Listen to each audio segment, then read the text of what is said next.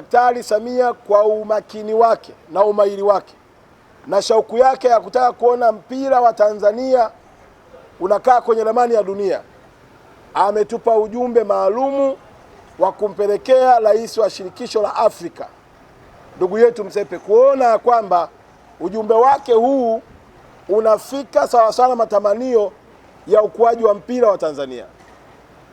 Nimeona ni vyema muone ili mjue kwamba mimi na katibu mkuu tumebeba ujumbe huu kwa niaba ya taifa la Tanzania, kuhakikisha kwamba Tanzania inakaa kwenye ramani ya dunia. Watanzania tunajuana, ukisema kuna ujumbe lazima katunga maneno.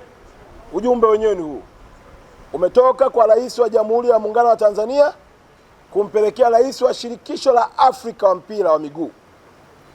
Lengo kubwa la Daktari Samia, anataka kila utaalamu, kila mbinu, kila uzoefu na kila miundombinu iliyotengenezwa Afrika ya michezo ihamia hapa Tanzania, ili kuhakikisha vijana wengi zaidi wanapata ajira na mnyororo wake unakuza uchumi wa Tanzania.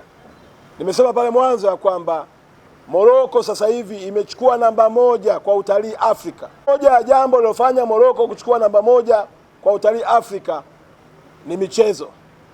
Tunao mchango mkubwa wa kutengeneza ajira za Watanzania, lakini pia tunao mchango mkubwa wa kukuza uchumi wa taifa letu la Tanzania.